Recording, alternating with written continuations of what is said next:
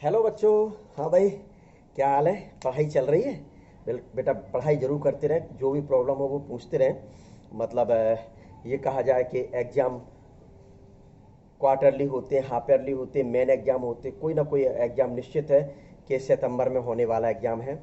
तो sexual reproduction in flowering plant का 30 number का जो लेक्चर है या टॉपिक है, इसमें मैं आपको बहुत ही महत्वपूर्ण टॉपिक जो हर स्टेट के लिए, चाहे राजस्थान हो, यूपी हो, एमपी हो, झारखंड हो, छत्तीसगढ़ हो या फिर आपका हरियाणा हो, किसी भी स्टेट में ये क्वेश्चन यदि इस साल नहीं आया है तो आप ये मान के चले 100% आएगा।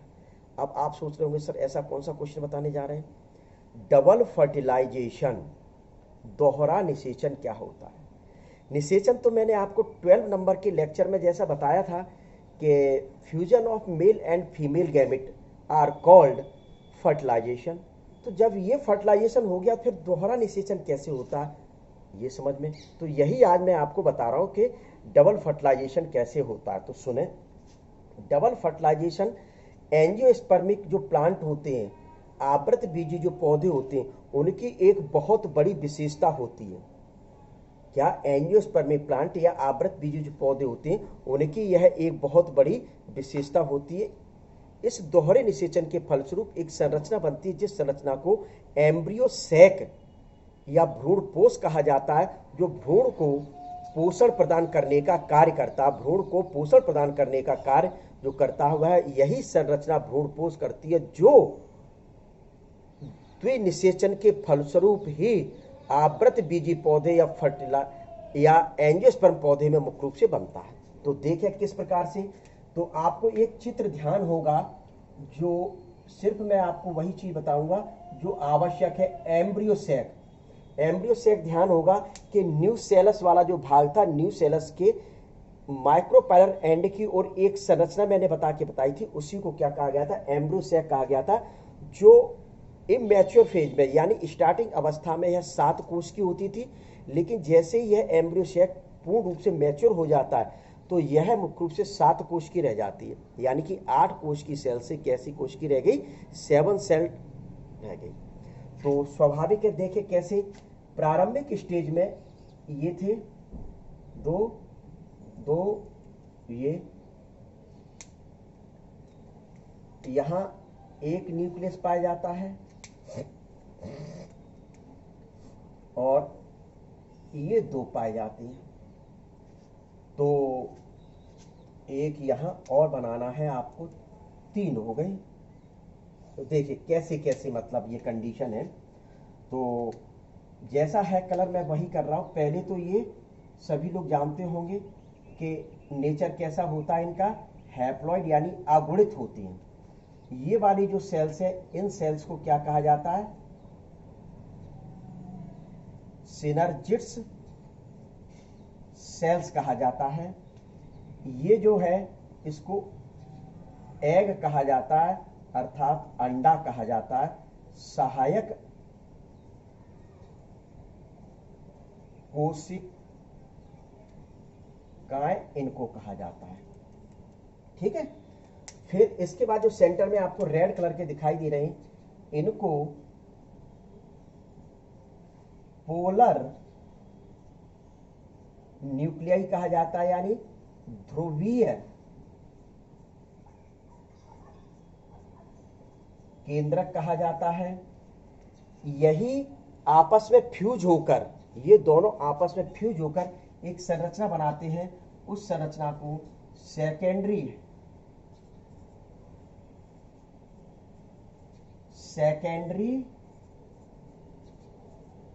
न्यूक्लियस नाम दिया गया था। क्या नाम दिया गया था? सेकेंडरी न्यूक्लियस नाम दिया गया था, अर्थात द्वितीयक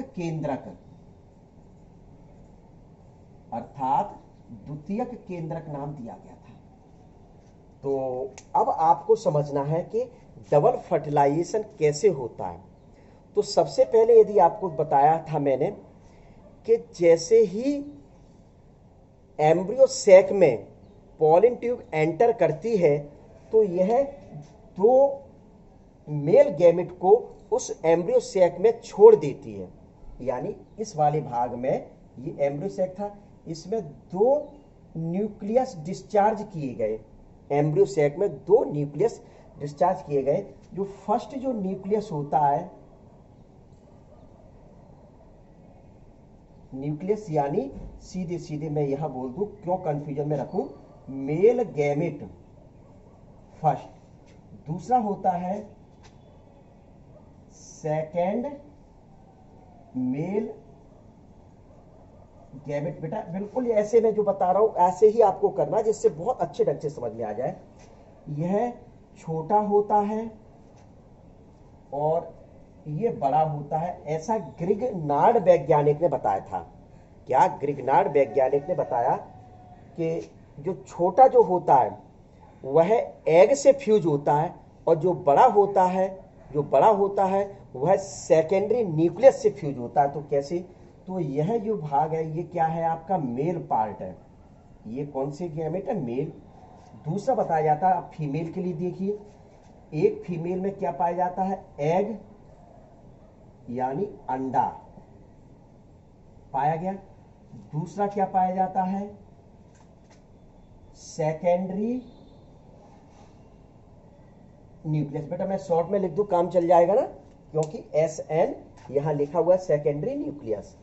तो अब फ्यूजन किस प्रकार से होता है, क्या फ्यूजन किस प्रकार से होता है, ये तो आपका मेल हो गया, और ये वाला जो पार्ट होता है, यह भाग कौन सा होता है, फीमेल पार्ट होता है।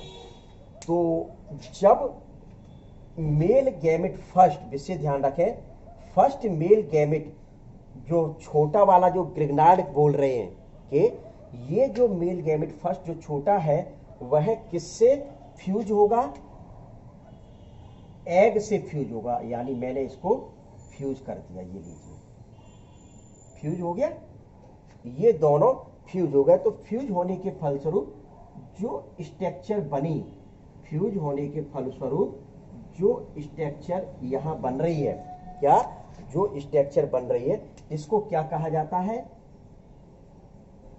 जायगोट।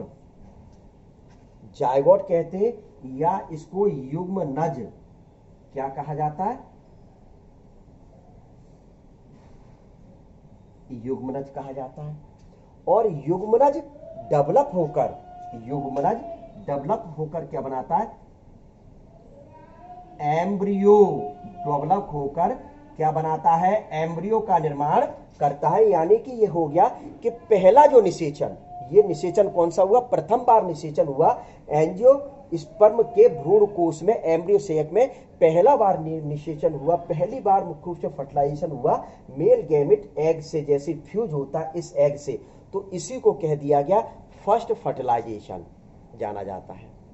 अब जो सेकेंड फर्टिलाइजेशन जो होता है, सेकेंड, इसमें विशेषता एंजियोस्पर्म प्लांट में पाई जाती है कि जो सेकेंड मेल गैमेट होता है, जो बड़ा होता है, ग्रिगनार्ड साइंटिस्ट कह रहे हैं कि ये बड़ा जो मेल गैमेट है यानी द्वितीयक मेल गैमेट है, यह आगे और बढ़ता है, आगे मतलब इस जगह और बढ़ेगा, और सेंटर में जो सेकेंडरी न्यूक्लियस पाया जाता है, सेंटर में जो सेकेंडरी न्यूक्लियस पाया जाता है, इस सेकेंडरी न्यूक्लियस से मेल गैमेट द्वितीय फ्यूज होता है। तो जैसे ही अब इनको दोनों को फ्यूज करा दें बेटा हम, तो इन दोनों को फ्यूज करा दिया, तो इन दोनों को फ्यूज कराने के फलस्वरूप जो स्ट्रक्चर बनती है, इन दोनों को फ्यूज कराने के फलस्वरूप जो स्ट्रक्चर बनती है, उस स्ट्रक्चर को एम्ब्रियो सैक न्यूक्लियस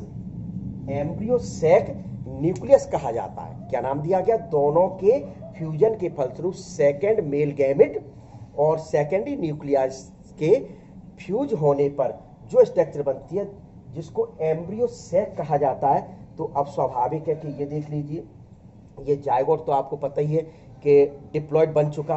अब यहाँ जो सेकेंड मेल गैमेट था, ये पहले से डिप्लॉयड था, ये डिप्लॉयड पहले से था। जब ये डिप्लॉयड था, और ये डिप्लॉयड नहीं, ये हैप्लॉयड है, और ये सेकेंडरी न्यूक्लियस कैसा है, ये डिप्लॉयड है। देखिए ये एक एन 2 एन मिली, तो यानी इसको क्या कह दिया गया, 2n बराबर डिप्लॉयड।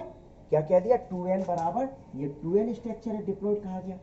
तो स्वाभाविक ये हुआ कि जब एक डिप्लॉयड स्ट्रक्चर और दूसरी हैप्लॉयड स्ट्रक्चर मेल गैमेट आपस में फ्यूज होते हैं, तो जिसके फलस्वरूप जो एम्ब्रियो सैक बनता है वह एम्ब्रियो सैक ट्रिप्लॉयड स्ट्रक्चर बनता है। कौन कैसी स्ट्रक्चर होती है, ट्रिप्लॉयड स्ट्रक्चर होती है। तो ट्रिप्लॉयड स्ट्रक्चर के बनने की क्रिया को ट्राइफ्यूजन, त्रिक संलयन कहा जाता है। क्या क्या कहा गया, ट्रिप्लॉयड जो स्ट्रक्चर बनी इसके बनने की क्रिया को ट्राइफ्यूजन यानी त्रिक संलयन के नाम से जाना जाता है। अब पहला फर्टिलाइजेशन ये हुआ, दूसरी बार फर्टिलाइजेशन ये हुआ, तो इसी को वैज्ञानिक एस नवास्चिन ने ये प्रक्रिया मुख्य रूप से देखी थी 1898 में, और इसको नाम दे दिया दोहरा निषेचन यानी डबल फर्टिलाइजेशन के नाम से जाना गया। इस क्रिया को किस नाम से जाना गया, डबल फर्टिलाइजेशन के नाम से जाना गया। अर्थात फर्स्ट मेल गैमेट एग से मिला यानी फर्स्ट फर्टिलाइजेशन हुआ। अब सेकेंड मेल गैमेट जो बड़ा है वह सेकेंडरी न्यूक्लियस से फ्यूज हो रहा है, जिसके फलस्वरूप triploid structure embryo sac nucleus बना। तो इसी प्रोसेस को यानी दूसरी बार में बनाइए, दूसरी बार फ्यूज हुआ, दूसरी बार फर्टिलाइजेशन हुआ, दूसरी बार निषेचन हुआ। इस वजह से इसको यहां मुख्य रूप से कह दिया गया दोहरा निषेचन के नाम से जाना जाता है।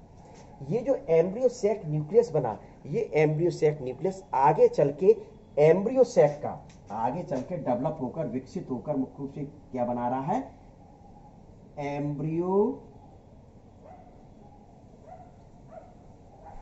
सैक यानी भ्रूण पोष क्या बना रहा है, भ्रूण पोष का निर्माण करता है।